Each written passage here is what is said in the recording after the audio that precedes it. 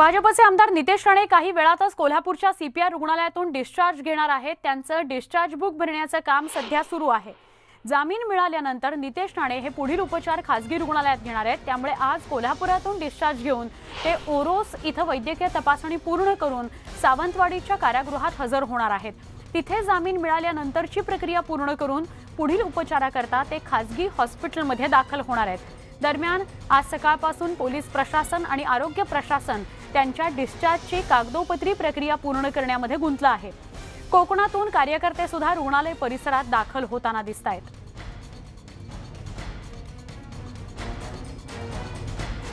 कोल्हापूरच्या सीपीआर रुग्णालयामध्ये नितेश राणे उपचार घेत होते आणि आज जामीन मिळाल्यानंतर ते कोल्हापुरातल्या सीपीआर रुग्णालयातून डिस्चार्ज घेतील।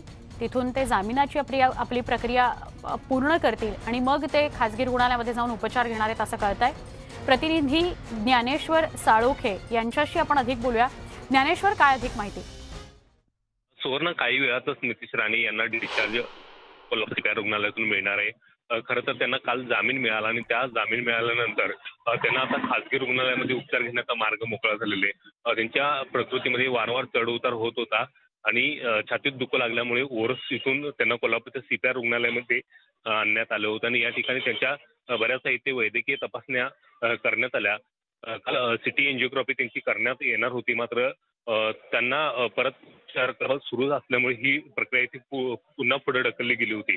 मात्र आता त्याला काल जामीन मिळाल्यानंतर खासगी रुग्णालयात आता नितेश राणे उपचार घेणार आहेत। मात्र तत्पूर्वीची जी कायदेशीर प्रक्रिया आहे ती पूर्ण करण्याचं काम आता सध्या सीपीआर प्रशासनाच्या वतीनं सुरू आहे। त्यांचं डिस्चार्ज कार्ड पूर्ण झाल्यानंतर आणि पोलिसांची जी कागदोपत्री प्रक्रिया आहे ती पूर्ण झाल्यानंतर त्यांना डिस्चार्ज देण्यात येणार आहेत आणि त्यानंतर ते पुन्हा एकदा ओरोस येथे जाऊन आपली वैद्यकीय तपासणी करतील आणि त्यानंतर ते सावंतवाडी कारागृहामध्ये जाऊन आपली जी न्यायालयीन प्रक्रिया आहे ती पूर्ण करून मग खासगी रुग्णालयामध्ये उपचार घ्यायला जाऊ शकतात। एकूणच या सगळ्या प्रक्रियेला आज 7 लागू शकतात आणि इतक्या काळामध्ये ते मात्र ह्या सगळ्या प्रशासकीय बाबीमध्ये अडकून असणार आहेत आणि त्यानंतर मात्र ते मुक्त होणार आहेत।